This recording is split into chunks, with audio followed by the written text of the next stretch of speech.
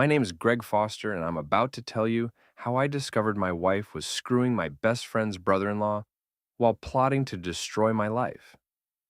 But let's start with the Halloween party where it all came crashing down. I should have known something was wrong when Alicia spent $300 on a Catwoman costume that looked like it was painted on her body. My wife had always been stunning: blonde hair, green eyes, the kind of figure that made men stop mid conversation when she walked by. At 36, she still turned heads at the grocery store, but lately she'd been obsessed with looking perfect for everyone except me. "Greg, hurry up," she called from downstairs. "We're already 20 minutes late." I adjusted my cheap vampire costume in the mirror and sighed. 39 years old, district manager for a chain of family restaurants, and I was dressing up like a discount Dracula to impress people I barely liked anymore. The irony wasn't lost on me. I was about to discover who the real bloodsuckers were. Richard's house was already packed when we arrived. My oldest friend had gone all out with decorations, turning his suburban home into a haunted mansion, complete with fog machines and skeleton butlers. Richard worked construction, but threw parties like he was running for mayor. His wife Nikki had warned him about going overboard, but Richard never listened to good advice. "There's the Vampire King," Richard boomed, grabbing my shoulder with a paint-stained hand. He was dressed as a pirate, complete with an eye patch that kept sliding down his face. "Alicia, you look incredible. Seriously, Greg, how'd you land this goddess?" It was the same joke he'd been making for 15 years, but tonight it felt different. Alicia smiled and did a little spin, her leather costume creaking. "Just lucky, I guess," she said. But she was looking across the room, not at me. That's when I saw him. Dominic Perez, Richard's brother-in-law, standing by the bar in a Tarzan costume that showed off every muscle he'd built working at the steel factory. He was talking to Susie, Alicia's best friend, but his eyes were locked on my wife. "I need a drink," I muttered. The kitchen was crowded with people mixing cocktails and gossiping. I recognized most faces: neighbors, coworkers, friends from our old bowling league. These were supposed to be my people, but I felt like a stranger watching through glass. "Greg!" Susie appeared beside me, dressed as a witch in a costume that was trying too hard to be sexy. "Having fun yet?" Susie had been Alicia's best friend since college, and I'd never liked her. She was the type who encouraged bad decisions and called it living your best life. Divorced twice by 34, she treated marriage like a hobby you could quit when it got boring. "Just getting started," I said, pouring whiskey into a plastic cup. "Good, because the night is young and full of possibilities." She winked and disappeared back into the crowd, leaving me wondering what the hell that meant. I spent the next hour making small talk and watching my wife. Alicia was magnetic at parties, moving from group to group like she was running for office. But I noticed she kept ending up near Dominic, laughing a little too loud at his jokes, touching his arm when she talked. Dominic was everything I wasn't. 6'2", broad shoulders, the kind of tan you get from working outside, instead of sitting in restaurant offices reviewing profit margins. He'd been married to Richard's sister Maria for 10 years, but she was visiting her mother in Phoenix. Convenient. Around 10 o'clock, I went looking for Alicia to tell her I wanted to leave. The living room was packed with people dancing to music that was too loud for a suburban neighborhood. I checked the backyard, where Richard was telling war stories to anyone who'd listen, but no Alicia. I found them in the kitchen.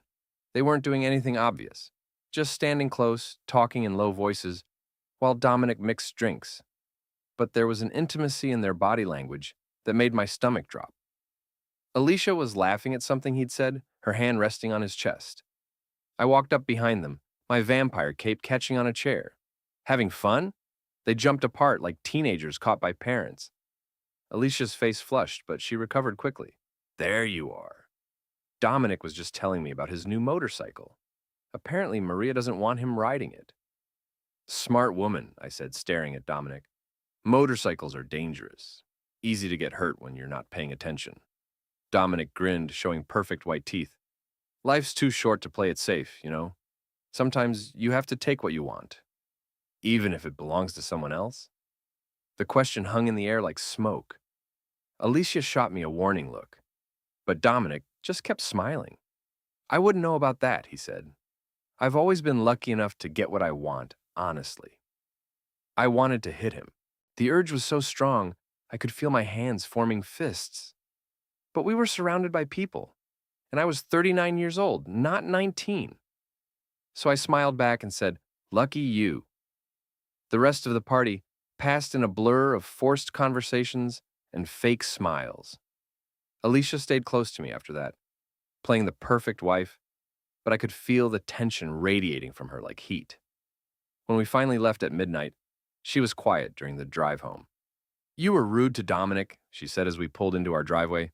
"Was I? I thought I was being friendly." "You know what I mean, Greg. That comment about taking things that belong to other people. What was that about?" I turned off the engine and looked at her in the dim light from our porch. Even angry, she was beautiful. "You tell me." "I don't know what you're implying, but I don't like it." "I'm not implying anything. I'm asking directly. Are you sleeping with Dominic?" The silence stretched between us like a chasm. In that moment, I knew the answer before she said a word. "How dare you?" she whispered. "How dare you accuse me of cheating based on a conversation at a party?" "So that's a no? That's a go to hell, Greg. I can't believe you'd think so little of me." She got out of the car and slammed the door hard enough to wake the neighbors. I sat there for a long time, listening to the engine tick as it cooled, wondering when my marriage had become a lie I was telling myself. Inside, Alicia had already gone upstairs. I found her in the bathroom, wiping off her makeup with angry, efficient strokes. "We need to talk," I said. "No, we don't. You need to apologize." "For what?" "For noticing that my wife was flirting with another man?" She turned to face me, her green eyes blazing. "Flirting? Is that what you call being friendly?" God, Greg, when did you become so paranoid and insecure? Maybe around the time you started coming home late 3 nights a week, or when you stopped wearing your wedding ring to the gym, or when you changed the password on your phone.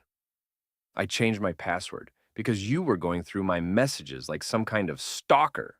Once? I looked once because you were acting strange. Strange how? Because I have friends? Because I have a life outside of this house and your restaurants? We were shouting now, something we rarely did.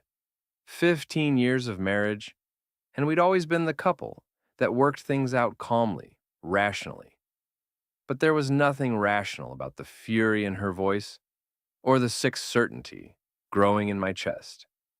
"Just tell me the truth," I said quietly. "Are you having an affair?"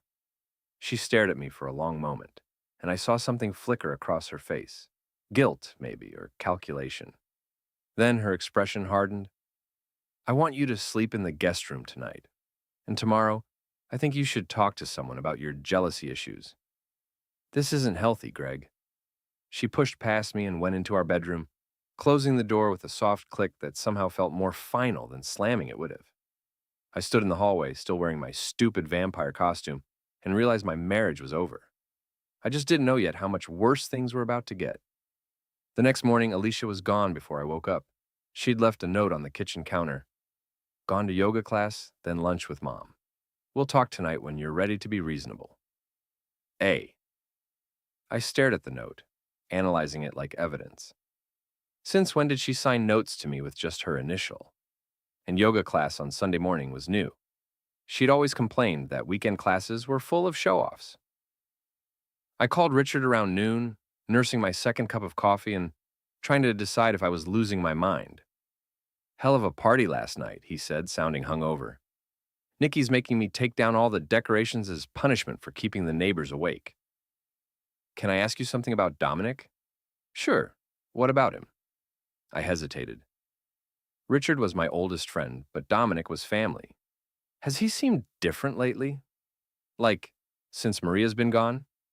Different how? He's been helping me with the kitchen renovation, if that's what you mean. Guy's handy with tools. I meant with women, at parties around the neighborhood. The silence stretched long enough that I wondered if the call had dropped. "Greg," Richard said finally, "what exactly are you asking me?" "I think he might be interested in Alicia." "Interested how?" "Come on, Richard. You saw them last night. The way they were talking, standing close together. I saw two people having a conversation at a party. Jesus, Greg, Dominic's married to my sister. You think I wouldn't notice if he was stepping out?" But there was something in his voice, a defensive edge that made me think he had noticed something, even if he didn't want to admit it. Forget I said anything, I told him. I'm probably just being paranoid. Look, man, I get it. Marriage is hard work. Nikki and I went through a rough patch a few years back. But you and Alicia are solid. Don't let your imagination run wild over nothing. After I hung up, I sat in my empty house and tried to convince myself Richard was right. Maybe I was being paranoid. Maybe the distance I felt from Alicia was just the normal ebb and flow of a long marriage. Maybe the way she'd looked at Dominic was just friendly conversation. But then, I remembered her phone. Alicia had always been casual about her phone, leaving it on counters, asking me to answer texts while she was driving. But 3 months ago, that changed. Now she took it everywhere, even to the bathroom. She'd added a passcode and positioned herself, so I couldn't see the screen when she typed. I went upstairs to our bedroom and opened her dresser drawer, looking for, what, love letters? I felt like a stalker, but I couldn't stop myself. In the back of her jewelry box, I found a receipt from Victoria's Secret dated 2 weeks ago. $87 for lingerie I'd never seen. My hands were shaking as I put the receipt back. This was crazy. People bought underwear all the time. It didn't mean anything. But then I found the credit card statement she'd hidden under a stack of magazines. 3 charges at restaurants I'd never been to, all during lunch hours, when she claimed to be at the gym or running errands. A hotel charge from 2 weeks ago. The Marriott downtown. The same day as the Victoria's Secret receipt. I sat on our bed staring at the evidence, feeling my world tilt sideways. The hotel charge was for a Friday afternoon. I remembered that day because I'd tried calling her around 3 to see if she wanted to grab dinner, but she'd said she was at her mother's house helping with yard work. My phone buzzed with a text from Alicia. Having lunch with Mom ran long. Won't be home until evening. Order pizza for yourself? I called her mother's house. Mrs. Patterson answered on the 3rd ring, sounding surprised to hear from me. Greg, how nice. How are you, dear? I'm fine, thanks. Is Alicia there? She's not answering her phone. Alicia? No, honey, I haven't seen her today. Is everything all right? The room seemed to spin around me. I must have misunderstood. She said she was having lunch with you. Oh, well, you know how busy she is. Maybe she meant next weekend? We talked about getting together soon. I managed to end the conversation without alarming her, then sat staring at my phone. Where was my wife on a Sunday afternoon if not with her mother? I drove around town for an hour, checking the gym, the mall, anywhere she might legitimately be. It was pathetic, but I couldn't help myself. Finally, I parked outside the Marriott downtown and called her number. Hi, you've reached Alicia. Leave a message and I'll call you back. The cheerful voicemail greeting made me want to throw the phone through the windshield. I was about to drive home when I saw them. Dominic's red pickup truck was pulling out of the hotel parking garage. Through the windshield, I could see 2 figures, a man and a woman with blonde hair. My vision tunneled, and for a moment I thought I might pass out. I followed them at a distance, my heart hammering against my ribs. The truck headed toward the residential area, where Dominic lived with Richard's sister. But instead of turning toward his house, it pulled into the parking lot of a small park about a mile away. I parked across the street and watched them through my rearview mirror.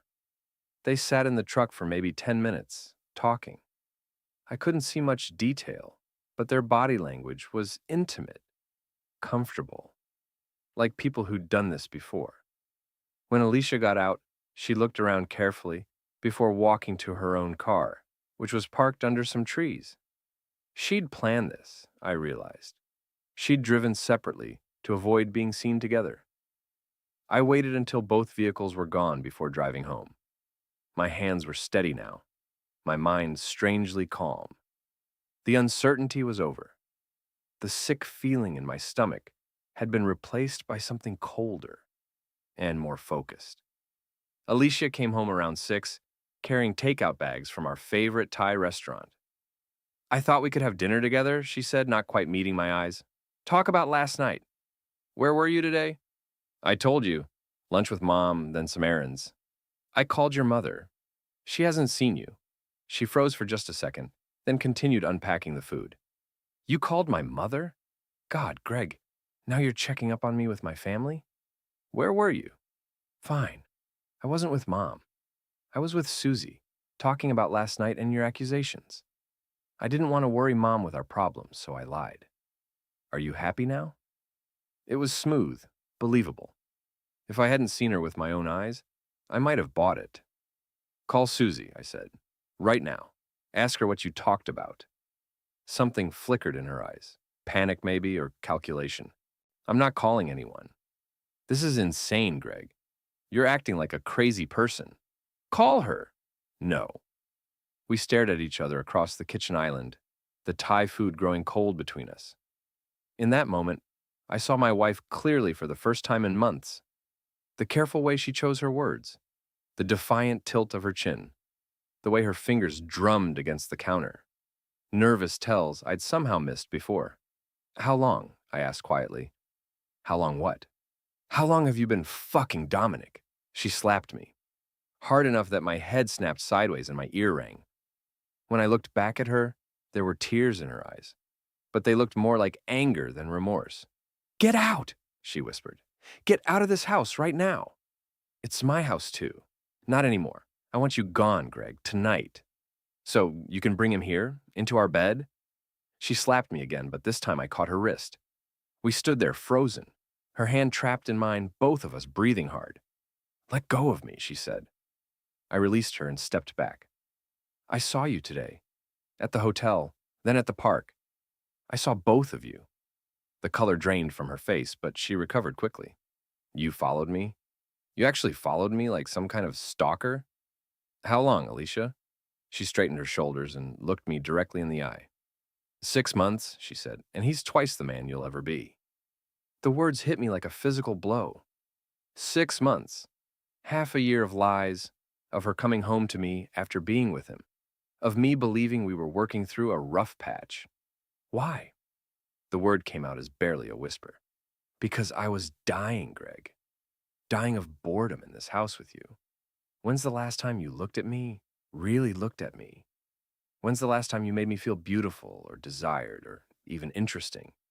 So, this is my fault? This is nobody's fault. It just happened. Dominic makes me feel alive again. Dominic is married to Richard's sister. Maria doesn't understand him. She's cold, controlling. She doesn't appreciate what she has. I almost laughed at the cliché of it. The cheating spouse always had reasons, always painted themselves as the victim of circumstances beyond their control. What happens now? I asked. Now you leave, tonight. We'll figure out the rest later. And if I don't want a divorce? Then you're going to be very unhappy. Because I'm not stopping this. I love him, Greg. I'm sorry if that hurts you. But I love him. I looked around our kitchen, at the home we'd built together over 15 years, at the woman I'd thought I'd grow old with. Everything familiar suddenly felt foreign, like I was seeing it all for the first time. I'll pack a bag, I said. She nodded, wiping her eyes with the back of her hand. I'll stay at Susie's tonight. Give you space to get your things. How thoughtful. Greg, she reached toward me, then let her hand fall. I never wanted it to happen this way. But you're glad it did. She didn't answer, which was answer enough. I packed 2 suitcases and loaded them into my car. Before I left, I walked through the house one more time, trying to memorize details I'd taken for granted. The photo of us on our wedding day, both of us so young and hopeful. The kitchen table where we'd eaten breakfast together for 15 years. The living room where we'd watched movies and argued about the remote. It all belonged to the past now, to people we used to be. As I pulled out of the driveway, I saw Alicia's car turning onto our street. She was coming back earlier than promised, probably to call Dominic and tell him the coast was clear. I drove to a hotel across town, not the Marriott, and checked into a room that smelled like industrial carpet cleaner and broken dreams. I sat on the bed and stared at the wall, trying to process the fact that my life had just imploded. My phone buzzed with a text from Richard. Heard from Nikki you and Alicia had a fight. Want to grab a beer and talk? I stared at the message for a long time before typing back, Rain check. Need some time to think. But thinking was the last thing I wanted to do, because every thought led back to the same place. My wife in a hotel room with another man, telling him she loved him, planning a future that didn't include me. I turned off the lights and lay in the darkness, listening to traffic outside and wondering how I'd become the kind of man whose wife needed to find excitement somewhere else. Tomorrow, I'd have to figure out what came next. Tonight, I just had to survive. I spent 3 days in that hotel room, calling in sick to work and living on room service and bourbon. By Wednesday, Richard was pounding on my door. "Open up, Greg. I know you're in there." I let him in, and he took one look at me, unshaven, still in the same clothes from Sunday, and shook his head. "Jesus Christ, man. You look like hell." "Feel worse." He sat in the room's single chair while I collapsed back onto the bed. "Nikki made me come check on you. She's worried." "Tell her I'm fine." "You're not fine. You're falling apart." "What happened with Alicia?" I told him everything. The hotel receipt, following them, the confrontation. Richard listened without interrupting, his expression growing darker with each detail. "Dominic," he said finally, "that son of a bitch. You believe me?" "I believe you. And now some things make sense that didn't before." "Like what?" Richard rubbed his face with both hands. "He's been asking a lot of questions about you lately. Your work schedule, when you travel, that kind of thing." I thought he was just making conversation, but he was gathering intelligence? "Looks like it. And Maria called me yesterday, crying. She found some charges on their credit card she couldn't explain. Hotel rooms, expensive dinners. She thinks he's cheating, but doesn't know with who." The room felt smaller suddenly, like the walls were closing in. "So what do I do?" "First, you shower and shave. Then we're going to my house, and you're going to tell Nikki everything. She's got a better head for this stuff than either of us." Nikki Patterson had been Richard's wife for 12 years, and she was the smartest person I knew. She worked as a paralegal for a divorce attorney downtown, which meant she'd seen every variation of marital betrayal imaginable. She listened to my story while making coffee in their kitchen, occasionally asking sharp questions about dates and details. When I finished, she sat across from me at their dining table and pulled out a legal pad. "First thing," she said, "you need a lawyer, not just any lawyer, someone who specializes in divorce and won't let Alicia steamroll you." "I don't want to fight her. I just want out." "Greg, honey, she's been planning this for months. You think she hasn't thought about what happens to your house, your business, your retirement accounts? You need to protect yourself." "What business?" Richard asked. "I own 40% of the restaurant group," I explained. "It's my biggest asset besides the house." Nikki made a note. "She'll go after that. Probably claim she supported your career, helped you build it. How's your name on the paperwork?" "Joint ownership with my business partner, but Alicia's name isn't on anything." "Good. That'll help." "What about the house?" "Both our names on the deed." "Expected. We'll deal with that." "What about evidence of the affair?" I told her about the hotel receipts, the credit card charges, seeing them together. "Not enough," she said. "You need photos, texts, something concrete." He said she said won't hold up if she decides to play hardball. I'm not hiring a private investigator to follow my wife around. "You don't have to, but you should document everything you can. Dates, times, places. And, Greg, change your passwords, all of them. Bank accounts, email, everything. If she's been planning this, she might have access to things you don't realize." That afternoon, I went home while Alicia was at work. The house felt different. Not just empty, but actively hostile. She'd already started erasing me, I realized. Photos of us together had been moved or turned face down. My favorite chair in the living room was piled with her magazines and workout clothes. I packed more clothes and gathered important documents: birth certificate, passport, insurance papers. In my home office, I checked my computer's browser history and found something that made my blood run cold.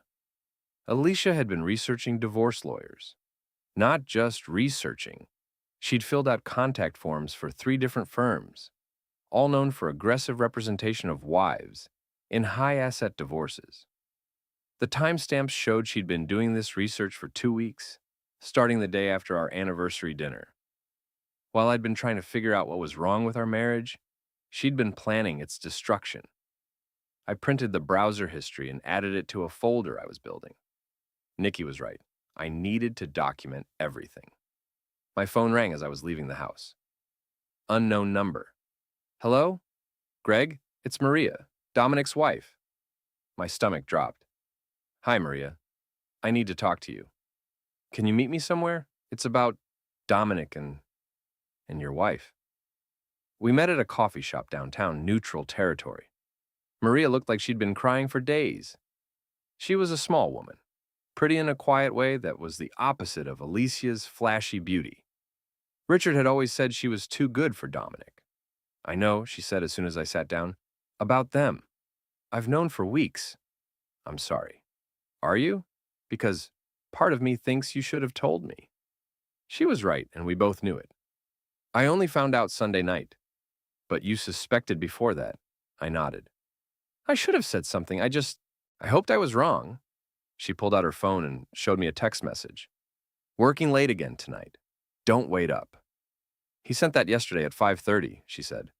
But I drove by the factory at 6 and his truck wasn't there, so I followed him. Where did he go? Your house. I sat in my car and watched him walk up to your front door like he owned the place. She answered wearing a robe and She couldn't finish the sentence. Maria, I'm so sorry. In your house, in your bed. How does that feel? Like, I want to burn the place down. She laughed, but there was no humor in it. I keep thinking about all the times he came home smelling like her perfume, telling me he'd been at Richard's house working on projects. All the nights he said he was too tired to touch me because of long shifts at the factory. Meanwhile, he was screwing your wife and lying to both of us. What are you going to do? I already did it.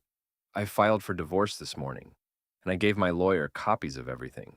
Credit card statements, phone records, photos I took of them together. Photos? Yesterday, after I saw him at your house, I waited in my car until he left, then followed them to that park on Elm Street. Got some very clear pictures of them kissing goodbye. My hands were shaking as I reached for my coffee. Can I get copies? Already made them for you. She slid an envelope across the table. I figured you'd need evidence, too. Inside were a dozen color photos, time-stamped and clear as day. Dominic and Alicia embracing beside his truck, him with his hands on her face, her with her arms around his neck. The final photo showed them kissing, and there was no mistaking it for anything innocent. Thank you, I said. Don't thank me. I'm not doing this for you. I'm doing it because I want to destroy him and her and everything they've built on our backs. There was a hardness in Maria's voice I'd never heard before. She'd always been the quiet sister-in-law, the one who brought casseroles to family gatherings and never made waves. But betrayal had turned her into someone else entirely. There's something else, she said. Dominic doesn't know I know. He thinks he's been so clever, so careful. So I've been listening to his phone calls, reading his texts when he's in the shower. And they're planning to move in together. After your divorce is final and mine is final. He's been looking at apartments, even put a deposit down on one across town. The betrayal had layers I was still discovering. They weren't just having an affair. They were building a future together, making plans with my money and her freedom. They talk about you sometimes, Maria continued, about how guilty they feel, but how you'll be better off in the long run. How you deserve someone who can love you properly. How generous of them. Alicia told him you're boring in bed, that you never made her feel desired. Each revelation was a fresh wound, but I was past the point of shock. What else? She's been taking money, small amounts from your joint account, but regularly. Building up cash reserves Dominic's been hiding for her. How much? Maybe $5,000 so far. Enough to hire a good lawyer and put down deposits on a new place. I thought about our joint checking account, how I'd stopped paying attention to small withdrawals because I trusted her. Another mistake in a long line of them. Maria, why are you telling me all this? Because they think we're stupid. They think we'll just roll over and let them walk away with half of everything we've worked for. She leaned forward, her dark eyes blazing.